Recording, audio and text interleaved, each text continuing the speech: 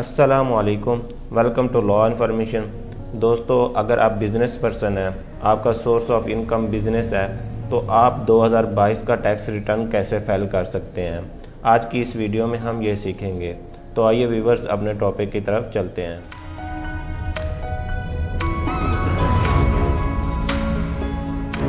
जैसा कि आपको पता है, टैक्स रिटर्न फाइल करने के लिए सबसे पहले आपने अपना APR IRS पोर्टल ओपन करना है और यहाँ पर आपने अपना लॉगिन ID और पासवर्ड देना है और इसके बाद यहाँ से लॉगिन कर लेना है। जैसे ही आप लॉगिन करेंगे तो आपका जो प्रोफाइल है वो ओपन हो जाएगा। तो इस तरह से मेरे पास ये प्रोफाइल ओपन है। सबसे पहले आप जब टैक्स रिटर्न फाइल करते हैं तो उसके लिए आपने यहाँ पर डिक्लेरेशन के टैब में आना है। तो जैसे ही आप इसके ऊपर क्लिक करेंगे, एक लंबी लिस्ट आपके पास ओपन हो जाती है। यहाँ पे एक नॉर्मल रिटर्न का जो है वो ऑप्शन है। तो यहाँ पे आप सारे जो रिटर्न है वो फाइल कर सकते हैं, चाहे वो कोई मैन्युफैक्चरर है, चाहे वो सैलरी पर्सन है, चाहे वो कोई बिजनेस पर्सन है, यहाँ से कर सकते हैं। तो इसमें अगर इसको खोलेंगे तो इसमें काफ़ी ज़्यादा चीज़ें होती हैं और सबको अलग-अलग आपको लिखना पड़ता है। थोड़ा सा टाइम ज़्यादा लग सकता है आपका। तो उसके लिए एक और जो FBR ने न्यू ऐड किया वो simplified return for trader classic view है। और इसी तरह मैन्युफैक्चरर अगर आप आएँ तो यहाँ पे इसके लिए भी अलहदा से बना हुआ है। तो यहाँ पे हम simplified return for traders classic view के ऊपर क्लिक कर लेते हैं। जैसे ही हम इसके ऊपर क्लिक करते हैं, सबसे पहले हमें यहाँ पे पीरियड सेलेक्ट करना होता है। हम यहाँ पे 2022 का जो पीरियड है वो सिलेक्ट करते हैं और यहाँ पे सर्च करेंगे। इसके बाद सिलेक्ट करने के बाद हम इसको ओपन कर लेंगे। तो जैसे ही आप ओपन करते हैं तो इस तरह से इसका इंटरफेस शो होता है। अब आपने एक बात याद रखनी है, यहाँ पे ऊपर लिखा हुआ है simplified return for income for retailer having turn over less than 10 million.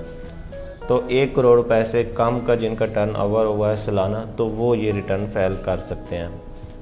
तो यहाँ पे सबसे पहले हम लिखेंगे कि आपका बिजनेस टर्न ओवर कितना है। बिजनेस टर्न ओवर मतलब कि आपने 1 साल के अंदर जो भी कमाया है या जो भी लॉस किया है, जो आप हिसाब किताब करते हैं, आपके रजिस्टर पे जो भी वैल्यू आती है वो आपने यहाँ पे लिखनी होती है। तो मैं यहाँ पे जो है वो तकरीबन 35 लाख रुपए जो है वो मैं टर्न ओवर शो कर रहा हूँ। ये लिखने के बाद डबल कैलकुलेट पर क्लिक करेंगे आप, तो एक हमारा ये टर्न ओवर जो है वो 35 लाख रुपए आ चुका है।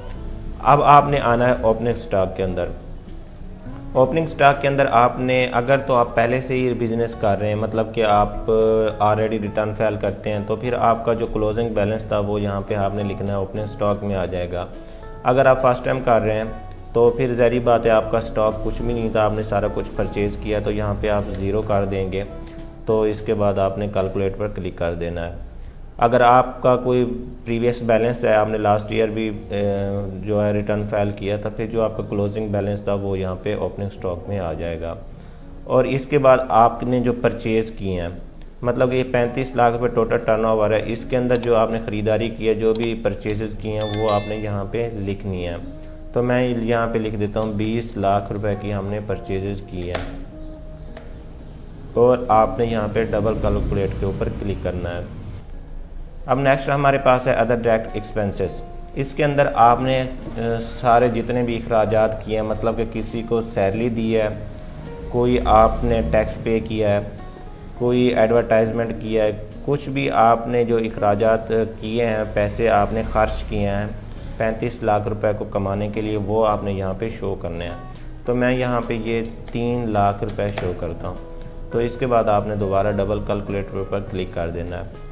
अब क्लोजिंग स्टॉक, तो क्लोजिंग स्टॉक में क्या होता है कि आपका जो 30 जून से पहले जितनी भी चीज़ें आपके पास अवेलेबल हैं, जो भी आपके पास कोई चीज़ पड़ी हुई है, उसको कैलकुलेट करने के बाद कितनी अमाउंट की बनती हैं वो आपने यहाँ पे लिखना है।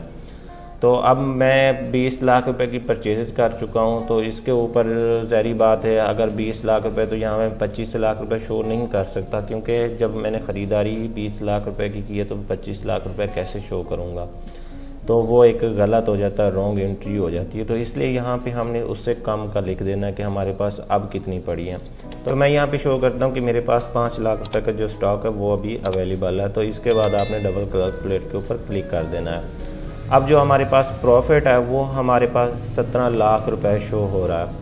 इसके अलावा आ जाता है नेक्स्ट हमारे पास प्रॉफिट एंड लॉस एक्सपेंसेस। मतलब कि ये जो हमारे पास प्रॉफिट है या लॉस है, इसको हासिल करने के लिए हमें दूसरे एक्सपेंसेस क्या हुए हैं। इसके डायरेक्ट एक्सपेंसेस के अलावा जो भी आप अखराजात हुए हैं वो आपने यहाँ पे शो कर लेने हैं। अगर आपको पता है जी मुझे नहीं पता कि डायरेक्ट एक्सपेंसेस कौन से हैं और इनडायरेक्ट कौन से हैं, तो फिर आपने क्या करना है कि आपके जितने भी अखराजात हुए हैं आधे इस वाले खाने में शो कर दें, आधे इधर कर दें, तो इसका भी कोई इशू नहीं है। तो मैं यहाँ पे ये शो कर देता हूँ कि हमारे पास 5 लाख रुपए के मज़ीद अखराजात हुए हैं, तो वो मैं यहाँ पे डबल कैलकुलेट कर देता हूँ। नेक्स्ट हमारे पास इलेक्ट्रिसिटी बिल है कि हमने कितने बिल पे किए हैं सालाना बिजली के। तो यहाँ पे आपने अपना रेफरेंस नंबर देना होता है बिल का, और उसके अंदर बताना है कि यूटिलिटी बिल है कौन सा है, वाटर का है, गैस का है, कौन सा है, उसकी आपने डिटेल बता देनी है। तो इसके अलावा आप बता सकते हैं कि किस जगह पे है, मतलब कि लेस्को का है या किसी और जगह पे है, मैपको वगैरह, जहाँ पे भी आप काम करते हैं उसके अकॉर्डिंग आप यहाँ पे इसको शो कर सकते हैं। इसका कोई इतना बड़ा इशू नहीं है। तो यहाँ पे बिल की डिटेल बतानी है कि आपने साल में बिजली का कितना बिल जो है वो अदा किया है। मैं 2,50,000 रुपये शो कर रहा हूँ। तो इसके बाद यहाँ पे आपने दोबारा डबल कैलकुलेट पर क्लिक कर लेना है। नेक्स्ट हमारे पास है टैक्स ऑलरेडी पेड, मतलब कि आपने कोई भी और टैक्स पे किए हैं तो वो यहाँ पे लिखने हैं। इसमें से आपके आ जाते हैं एक टेलीफोन बिल है और एक अदर्स है। टेलीफोन बिल के अंदर आपने कोई मोबाइल फ़ोन है या आपने कोई शॉप के अंदर दूसरा PTCL का लगाया हुआ, तो वो आपने यहाँ पे क्लिक करना है। मोबाइल नंबर आपने यहाँ पे लिखना है, कोई भी आप लिख सकते हैं, कौन सा है वो उसकी डिटेल आपने बता देनी है। मैं यहाँ पे जैसे टेलीनॉर शो कर देता हूँ। तो इसके बाद आपने यहाँ पे इसको ऐड कर लेना है। अगर आपके पास इसके अलावा भी कोई मोबाइल नंबर है या कोई फ़ोन है तो आपने प्लस के बटन पे क्लिक करना है, दोबारा उसको भी ऐड कर सकते हैं। तो इसके ऊपर हम ज़्यादा से ज़्यादा कितना टैक्स अदा करते हैं, 5,000 रुपये है। हम कहते हैं जी इसके ऊपर टैक्स अदा किया है और इसको डबल कैलकुलेट पे क्लिक कर देंगे। और हमने जो टैक्स ऑलरेडी पे किए, अदर्स के अंदर काफ़ी टैक्स आ जाते हैं हमारे, कोई प्रॉपर्टी का या कोई भी हमसे लेने आ जाता है, कोई टैक्स जो हम पे करते हैं या विद होल्डिंग टैक्स कोई भी हो सकते हैं, वो आपने अदर्स के अंदर शो करने हैं। तो मैं यहाँ पे 1 लाख रुपए के जो हैं वो टैक्सेस शो कर देता हूँ। इसको भी आपने डबल कैलकुलेट के ऊपर क्लिक कर देना है। अब यहाँ पे हमारा जो प्रॉफिट है वो 12 लाख रुपए शो हो रहा है और 12 लाख रुपए के ऊपर जो टैक्स हमारा बन रहा है वो 70,000 रुपये है। तो टैक्स चार्जेबल के अंदर कुछ भी नहीं है, आपने इसको जस्ट वैसे का वैसे रहने देना है। अब आपने आ जाना है वेल्थ स्टेटमेंट के अंदर। इसके अंदर पर्सनल एक्सपेंसेस को आपने ओपन करना है।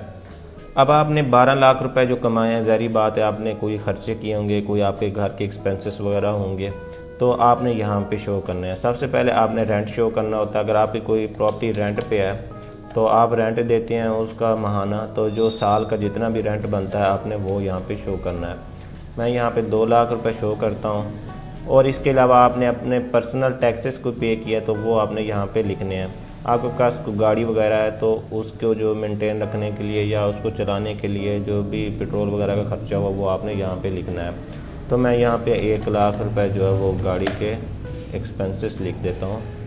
तो ये 3 लाख रुपए हो गया। आपने ट्रैवलिंग की है, किसी एक जगह से दूसरी जगह गए हैं तो उसके आपने यहाँ पे एक्सपेंसेस लिखने हैं।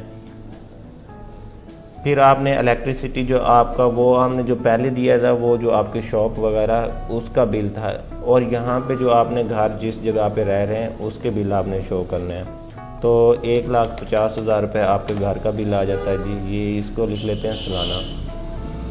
पानी का, गैस का, ये टेलीफोन का बिल जितने भी बनते हैं वो आपने लिखने हैं। फिर आपने कोई एसेट इंश्योरेंस या कोई सिक्योरिटी वगैरह के पे करते हैं तो वो मेडिकल अलाउंस जो हैं, मेडिकल के अखराजात जो हैं वो आपने यहाँ पे लिखने हैं सालाना, कोई आपने खर्चा वगैरह किया है तो इसको भी कैलकुलेट कर देना है। बच्चों की तालीम वगैरह के लिए जितने आपने फ़ीसें वगैरह अदा की होती हैं वो आपने यहाँ पे लिखनी है सालाना, इसको भी आपने डबल कैलकुलेट कर देना है।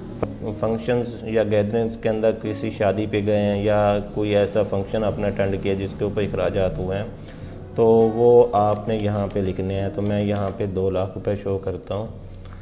इसके बाद आपने कोई ज़कात वगैरह दी है, कुछ भी आपने किया तो वो आपने यहाँ पे शो करना है। तो अभी हम इसको इतना ही शो करते हैं तो हमारे पास ये तकरीबन 9 लाख रुपए के जो पर्सनल एक्सपेंसेस हैं वो आ चुके हैं। अगर हमें ज़रूरत पड़ेगी तो फिर हम अदर्स के अंदर इसको शो करेंगे। अब आ जाना है आपने पर्सनल एसेट्स के अंदर। पर्सनल एसेट के अंदर सबसे पहले आपने अपनी प्रॉपर्टी शो करनी होती है। आपकी जिस जगह पे भी प्रॉपर्टी होगी तो कोई कमर्शियल है, रेजिडेंशियल है, तो उसकी जो भी प्रॉपर्टी एड्रेस देना है आपने यहाँ पे उसकी अमाउंट लिखनी है। बिजनेस कैपिटल, ये सबसे इम्पोर्टेंट इसलिए है क्योंकि हम बिजनेस का जो रिटर्न हो वो फाइल कर रहे हैं, तो हमने यहाँ पे बिजनेस कैपिटल की वैल्यू भी पुट करनी है। मतलब कि हमने जो बिज़नेस स्टार्ट किया है तो उसके लिए कितना कैपिटल हमें चाहिए था, वो कितना हमने यहाँ इसके अंदर इन्वेस्ट किया है। तो आपने यहाँ पे प्लस के बटन पे क्लिक करना है, यहाँ पे बिज़नेस का नाम देना है आपने और ओके कर देना है। इसके बाद आपने अब देखो कितना हमने 35 लाख रुपए जो टर्नओवर लिया है उसमें से कितनी इन्वेस्टमेंट हमने की है। तो मैं यहाँ पे कहता हूँ जी 20 लाख रुपए जो हमारे पास थे वो हमने इन्वेस्ट किए थे। हमने यहाँ पे 20 लाख रुपए शो कर दिए हैं बिज़नेस कैपिटल के अंदर, और इक्विपमेंट के अंदर जो नॉन बिज़नेस के लिए इस्तेमाल हो रही हैं अगर कोई है तो वो लिखनी है। कोई जानवर वगैरह एनिमल हैं आपके पास तो वो उनकी वैल्यू यहाँ पे लिखनी है। आपने अगर कोई इन्वेस्टमेंट की हुई है किसी स्टॉक में या किसी कोई शेयर ख़रीदे हुए हैं या कोई बॉन्ड सर्टिफिकेट हैं तो वो आपने यहाँ पे जमा के निशान पे क्लिक करना है और यहाँ पे बॉन्ड की डिटेल देनी है और कितनी अमाउंट की है वो भी आपने लिखने हैं। इसके अलावा अगर आपके पास कोई गाड़ी वगैरह मौजूद है तो वो आपने यहाँ पे शो करनी है। तो यहाँ पे आपने प्लस के बटन पे क्लिक करना है। यहाँ पे गाड़ी का रजिस्ट्रेशन नंबर आपने देना है, तो कोई भी रजिस्ट्रेशन नंबर हो सकता है आपकी गाड़ी का। कौन सी गाड़ी है आपकी उसका मॉडल नंबर आपने दे देना है, 2020 की है।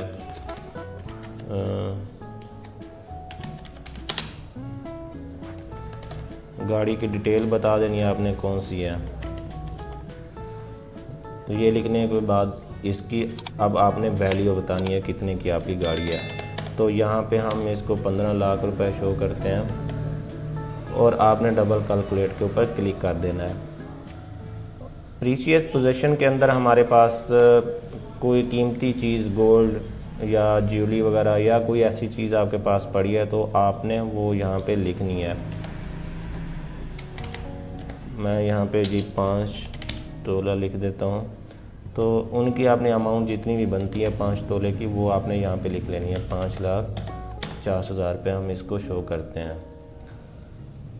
इसके बाद आपके पास कोई पर्सनल आइटम्स हैं, कोई हाउस होल्ड इफ़ेक्ट्स, मतलब कि कोई ऐसी घर के अंदर चीज़ें हैं जिनको बेचकर आप पैसे हासिल कर सकते हैं वो लिखनी है। पर्सनल आइटम्स के अंदर आपने 3 लाख रुपए की शो कर देते हैं और डबल कैलकुलेट के ऊपर आपने क्लिक कर देना है। फिर उसके बाद आपके पास कैश जो है जो नॉन बिज़नेस के लिए वो आपने लिख देना है। यहाँ पे हम लिखते हैं जी 5 लाख रुपए कैश है। अब देखें ये हमारे पास टोटल एसेट जो आ चुके हैं वो हमारे पास टोटल एसेट पाकिस्तान में 48,04,000 रुपये के हैं। तो यहाँ पे अब आना है आपने रिकन्सिलिएशन ऑफ नेट एसेट्स के अंदर कि हमारे जो खर्चे हैं जो अखराजात हैं वो क्या हैं। सबसे पहले आपने तो जाना यहाँ पे जो रिटर्न हमने फाइल किया हुआ है, यहाँ पे हमारे पास जो प्रॉफिट है जो हमारे पास टैक्सेबल इनकम है वो है 12 लाख रुपए। इसको आपने कॉपी करना है। कॉपी करने के बाद आपने आ जाना है रिकन्सिलिएशन के अंदर और यहाँ पे income declare as per return for the year subject to normal tax, यहाँ पे आपने इसको पेस्ट कर देना और कैलकुलेट के ऊपर क्लिक कर देना है। अब हमारे पास देखें तो यहाँ पे अनरिकन्साइल्ड जो अमाउंट है वो 45,04,000 रुपये की बन रही है। अब देखो क्योंकि जो हमारे पास इनकम थी, जो मैंने एसेट शो की हैं वो काफ़ी ज़्यादा हैं, जो हमारे पास एक्सपेंसेस हैं वो भी कम है, जो हमारा टर्नओवर है वो भी कम है, तो हमारे एसेट कैसे ज़्यादा हो गए हैं। तो अगर तो आप पहले साल कर रहे हैं तो ज़ाहिर बात है आपकी इससे पहले भी कोई एसेट वगैरह मौजूद थे। फॉर एग्जांपल किसी के पास गाड़ी ऑलरेडी मौजूद होती है, गोल्ड ऑलरेडी मौजूद होता है, कैश जो पड़ा हुआ वो भी पहले का मौजूद था। तो फिर तो आपने जस्ट यहाँ पे क्या करना है, यहाँ से ये वाली अमाउंट को कॉपी करने के बाद यहाँ पे आने के बाद जो प्रीवियस ईयर के एसेट हैं उसके अंदर इसको पुट कर देना है। ऑटोमेटिकली आपकी ये वाली जो अमाउंट है वो ज़ीरो हो जाएगी। अब ऐसा मैंने क्यों किया, क्योंकि यहाँ पे हमारे पास जो एसेट्स थे वो ऑलरेडी मौजूद थे। अगर आपके पास ऐसा नहीं हो सकता, मतलब कि आपने पिछले साल भी रिटर्न फाइल किया हुआ था, आप इंपोर्ट प्रीवियस रिटर्न के ऊपर क्लिक करेंगे तो आपके जो प्रीवियस जितने भी एसेट हैं वो यहाँ पे शो हो जाएंगे। फिर आप इसको नहीं कर सकते। फिर उसको आपने मैच करने के लिए क्या करना है, पर्सनल एक्सपेंसेस या पर्सनल एसेट को अंदर इसको बढ़ाना या घटाना होता है। तो आपने देखना है कि ये दोनों वैल्यू आपस में बराबर होनी चाहिए, मतलब कि आपके अखराजात और एसेट आपस में मैच कर दें। फिर उसके बाद यहाँ पे ये वैल्यू ज़ीरो करनी है आपने। जब तक ये वैल्यू आपके पास ज़ीरो नहीं होगी आप ये रिटर्न फाइल नहीं कर सकते। अगर अब हम दोबारा कंप्यूटेशन के अंदर देखें तो हमारा जो टैक्स है वो 70,000 रुपये है। ये रिटर्न फाइल करने से पहले आपने 70,000 रुपये जो है वो बैंक के अंदर जमा करवाने हैं। बैंक में जमा करवाने के लिए आपने पहले चालान जनरेट करना होता है। चालान कैसे जनरेट किया जाता है ये वीडियो हमारे चैनल पर मौजूद है, आप उसे देख सकते हैं। जब आप ये चालान जमा करवा लेंगे उसका CPR या आपके पास PSID होगी वो आपने यहाँ पे लिखनी है। यहाँ पे लिखने के बाद सर्च करेंगे तो ऑटोमेटिकली डिटेक्ट हो जाएगी। आपने उसको सिलेक्ट करना है तो वो यहाँ से सिलेक्ट हो जाती है। उसके बाद आपने आना वेरिफिकेशन के ऊपर। यहाँ पे आपने वेरीफाई पिन देना है आपने, क्योंकि 4 डिजिट की पिन देंगे, इसको वेरीफाई करेंगे। फिर उसके बाद आपने यहाँ से आप इस रिटर्न को सबमिट कर देंगे तो आपका 2022 का जो रिटर्न है वो सबमिट हो जाएगा। मैंने इसमें थोड़ी सी चेंजिंग करनी है इसलिए मैं भी इसको सबमिट नहीं कर रहा, सिर्फ आपको समझाने की गर्ज से मैंने ये चीज़ें बताई हैं। ये तो था व्यूअर्स आज के हमारी वीडियो का टॉपिक। आई होप कि आप सबको समझ आ गई होगी। किसी का कोई भी क्वेश्चन हो तो हमें कमेंट्स करें। अल्लाह हाफिज़।